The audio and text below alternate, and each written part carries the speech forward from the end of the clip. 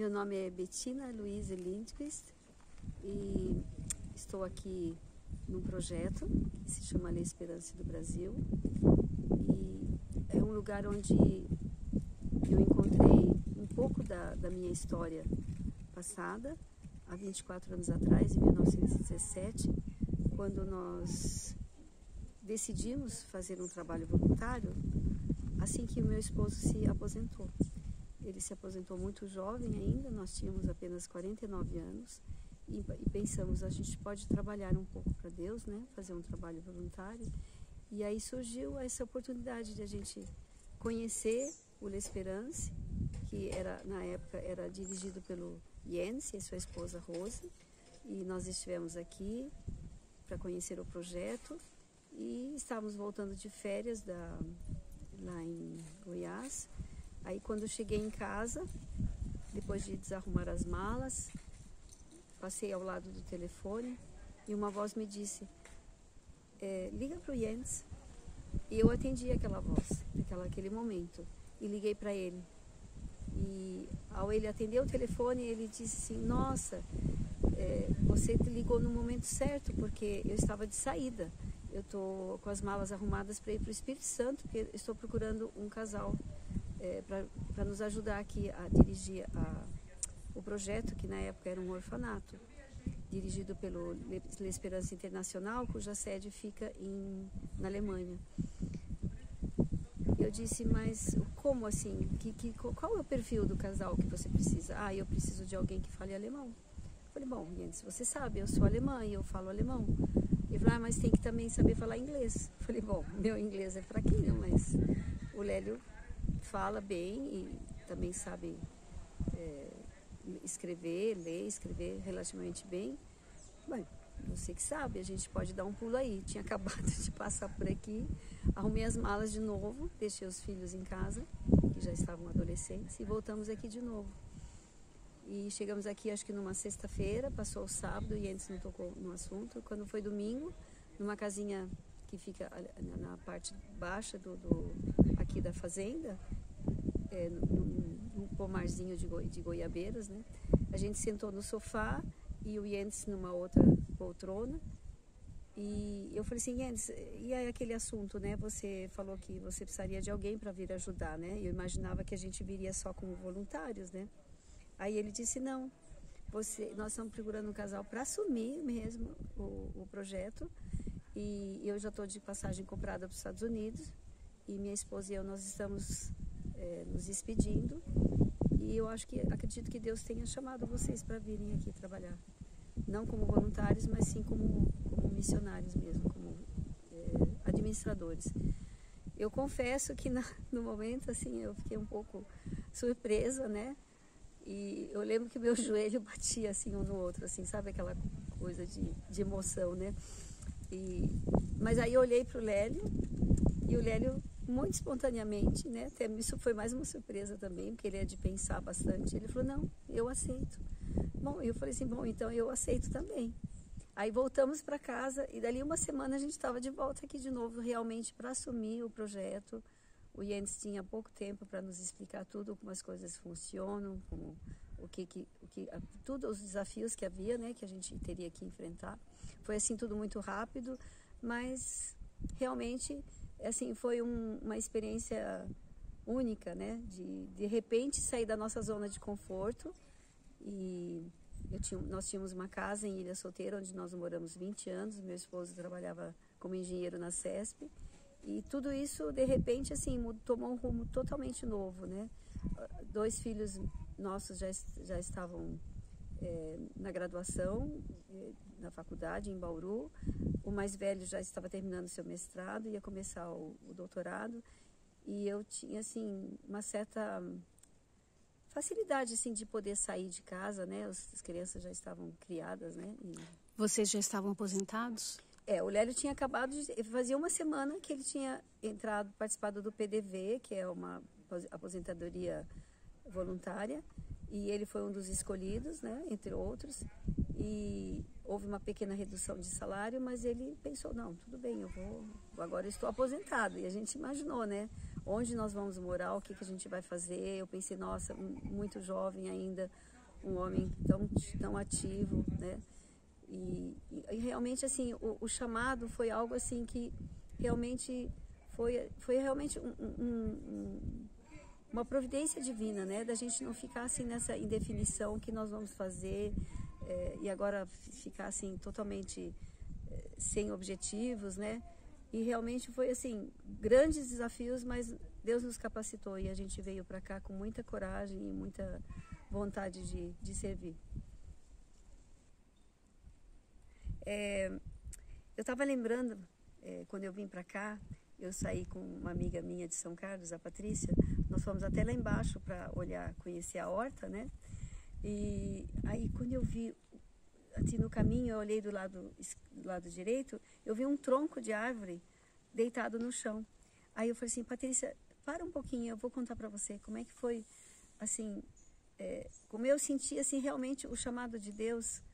Não foi audível, mas foi bem sensorial e eu achei aquilo incrível. Eu gostaria de compartilhar com vocês. Foi o seguinte, eu desci a pé, sozinha, e na época o tronco estava do lado esquerdo, mas era assim, era igualzinho como eu vi agora, há 15 dias atrás. E eu sentei em cima daquele tronco, inclinei a cabeça e assim, comecei a entrar em sintonia, né, com Deus, pensando assim, será que esse realmente é o seu chamado?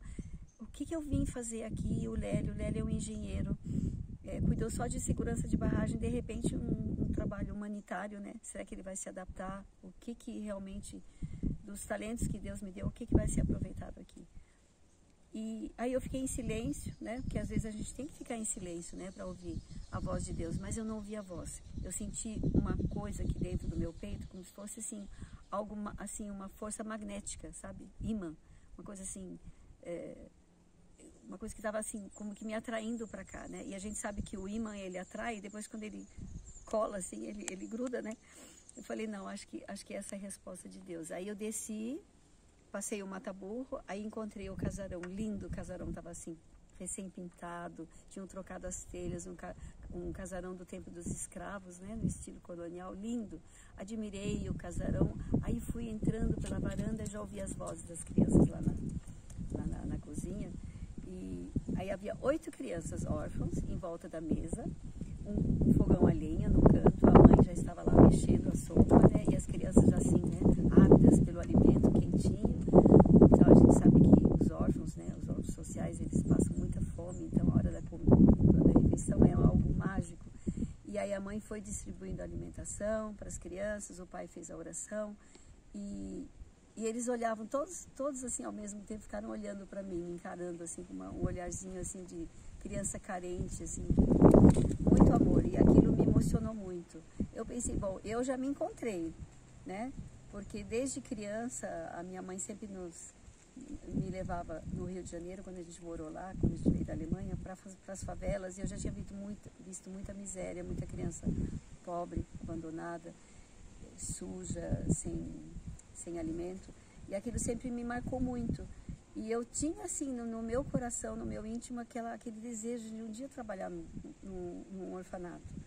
E aquele era o momento. Então eu entendi que realmente aquele era o chamado para mim. Mas eu pensei, e o Lélio? Aí eu pensei de novo, o engenheiro, né? Será que vai ter utilidade para ele?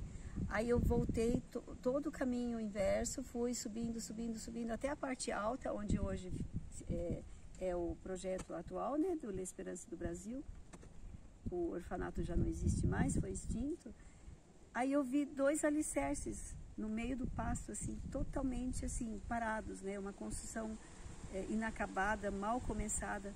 Aí eu entendi, o Lélio é engenheiro civil, falei, realmente aqui está precisando também de um engenheiro, um administrador para cuidar de todas as construções e para crescer, porque a parte de baixo era a parte onde ficava a horta, o curral, a casa, o casarão temporariamente serviu de abrigo para essas 8 crianças. Depois, ao longo dos 3 anos e meio que nós vivemos aqui, passamos a ter 36 crianças. Então havia necessidade de realmente se construírem mais 2 casas, inclusive a nova casa sede, porque a anterior era muito pequena.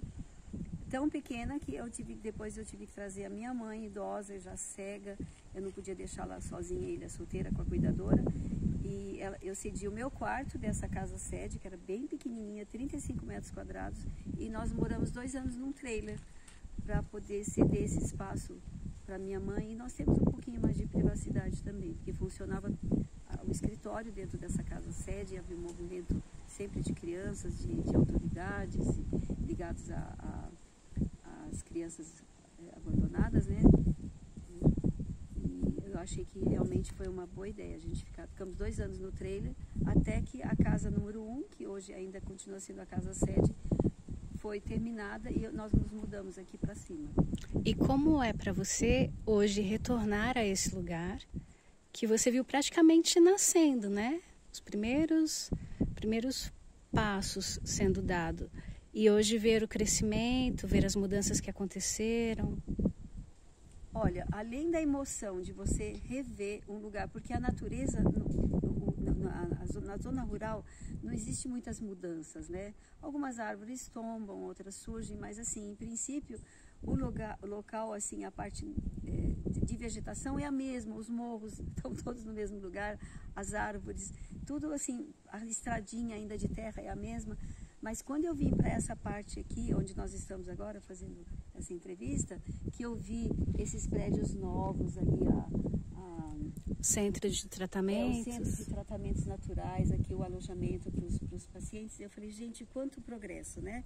Realmente o orfanato, que era o grande plano do Paul Covo, que foi o mentor e o fundador de todos esses orfanatos do L'Espérance, era que continuasse funcionando como orfanato, mas realmente há questões assim que acho que não vou perder tempo em estar assim, intervenindo muito, algumas dificuldades, algumas incompatibilidades com o Estatuto da Criança e do Adolescente, porque esse projeto aqui é para se tornar autossustentável, né? E então, realmente agora com uma escola missionária, como está funcionando já, eu acredito há 3 anos, e com o programa de vida saudável, realmente eu acho que realmente vai se cumprir esse projeto, né? Esse plano de se tornar autossustentável. E a tendência que assim, realmente vai ser sempre de progressos. Foi com grande emoção que eu conheci os alunos da escola missionária que acabaram de se formar, convivi com os pacientes, né, e ver a transformação que acontece na vida de uma pessoa em apenas uma semana, só com simples mudanças de atitudes, uma alimentação mais saudável, caminhadas, tomar sol e todos os 8 remédios de Deus que são aqui muito bem difundidos e praticados. Então é um projeto que tem tudo para crescer, para ser uma bênção para os jovens que vêm fazer o curso de missionários, os pacientes que virão uma vez por mês para participar desse programa de vida saudável. E realmente eu acho que Deus realmente, quando foi comprado esse terreno, há muitos anos, acho que imaginar talvez uns 25, 26 anos atrás, Deus já tinha um plano, que esse projeto não morresse, tivesse, mesmo o orfanato tendo sido extinto, que ele tivesse uma continuidade e que essa continuidade fosse com os mesmos propósitos de salvar vidas, né? Não apenas a questão da saúde, mas também a parte espiritual e mental, né? Que é o que está mais afetando a humanidade hoje, né? Com essa crise que a gente está vivendo, ambiental, política, econômica, as doenças, né? Essa pandemia também. As pessoas são cada vez mais sedentas, né? De um estilo de vida mais simples, mais saudável, menos sofisticado. E as pessoas saem daqui muito, muito motivadas e muito felizes. E isso enche a gente de alegria e de gratidão a Deus por esse projeto. Um conselho para jovens missionários ou pessoas que estão sentindo e tendo a mesma impressão que você teve há tantos anos atrás, de um chamado de Deus para a missão. Olha, eu acho que o meu primeiro chamado para ser uma missionária foi quando eu me converti no antigo IAE, hoje o NASP São Paulo, e passaram formulários na nossa sala, que era uma turma de formandos do curso de magistério, naquele tempo chamava Escola Normal, e as minhas colegas todas preencheram para permanecerem em São Paulo, para darem aula em São Paulo. Mas eu pensei, mas eu quero ser missionária. E o missionário canta que ele indo a todo lugar eu irei. E eu fui a única da classe que colocou qualquer lugar. Aí eu fui trabalhar em Imbituba, no litoral de Santa Catarina. Depois eu trabalhei em Ponta Grossa, né, como professora da escola adventista. E já me senti assim, realmente, ali começou o meu chamado. E é isso que nós precisamos ter em mente, que o missionário ele tem que estar disponível, ele tem que estar aberto a ir para qualquer lugar, certo? Aqui tem pessoas que vieram do Pará, outros vieram do Sul, uma jovem da Eslovênia, né? Tivemos 2 missionárias também que fizeram o curso, que vieram da Bolívia, onde também funciona um outro projeto semelhante não a esse, ainda não está completo, mas ali já funciona um orfanato e estão pretendendo implantar também uma escola de missionários e o centro de vida saudável. Eu acho que é uma conjunção assim muito feliz, né? Então eu acho assim que tem tudo para dar certo, e o jovem que vem para cá, ele sai daqui com novas metas, um olhar diferente, né? Para um mundo que carece de pessoas que se dediquem a servir ao próximo, e é muito gratificante. Nós participamos desse trabalho aqui como diretores do orfanato. Eu na época atuava também como professora da pré-escola, que eu montei. Depois nós fomos para a África, onde nós ficamos 1 ano e meio em Moçambique, também foi uma experiência muito enriquecedora. E trabalhamos também em Ubatuba, numa ONG de crianças de rua. E eu confesso que depois que você começa o trabalho como missionário, seja voluntário de qualquer... Não importa o tempo que você permanece, qual a sua função, é algo assim que olha, é inexplicável, de tão gratificante que é. É muito bom, enriquece a vida da gente, amadurece, faz você ter objetivos mais concretos, né? E realmente para mim foram 3 experiências maravilhosas, e eu até falo que vicia. Quando eu estou na minha zona de conforto, eu sinto uma coisinha aqui dentro que me incomoda e eu já estou querendo sair de novo. E esse se desapegar da casa, das suas coisinhas, né, que você tem, do seu conforto, tudo, isso quando você realmente põe o coração na missão, é algo assim muito, muito fácil. Não é difícil você girar a chave na fechadura, fechar sua casa e ir para o campo missionário. Porque você sabe que quando você voltar, tudo que você tinha está no mesmo lugar, e você se enriqueceu muito com a experiência no campo missionário. E você vai ter experiência para contar para as outras pessoas e servir de inspiração para os mais jovens, né? O meu esposo e eu estamos aqui como voluntários, né? Eu participei do PVS, ele como voluntário, e eu vejo que ele trabalha tão contente e tão satisfeito, né? Apesar da nossa idade, já estamos com 73 anos, e já estou com planos de em setembro estar aqui de novo. Então é assim, é uma coisa assim que incomoda mesmo. Diz que eu vi um missionário que foi para a África também dizia assim que o chamado de Deus vem quando alguma coisa te incomoda. Então o que me incomoda é a mesmice, é eu estar na zona de conforto, né? E a gente vai ficando cada vez mais egoísta, né? E o trabalho missionário tira você dessa condição, né? E leva você para uma condição muito melhor. Claro que tem desafios, mas o bom são os desafios, que são através dos desafios que a gente cresce, que a gente percebe quão pequenos nós somos. E a conclusão que eu quero tirar é que quando a gente vem para o campo missionário, a gente pensa assim, nossa, eu aprendi tanta coisa, né? E eu tenho uma bagagem imensa, né? Vou ensinar muita coisa. Mas é totalmente diferente. Você aprende muito mais do que ensina e você recebe muito mais do que você dá. E Deus trabalha... Nós trabalhamos na adição. E Deus é uma frase que foi encontrada na Bíblia de Ellen White, lá numa casa onde ela viveu na Austrália. E alguém disse assim, que tem um papelzinho escrito com a letra da própria Ellen White, escrito assim: nós trabalhamos na adição e Deus trabalha na multiplicação. Isso é real. Eu senti isso na minha vida e quero que vocês experimentem também.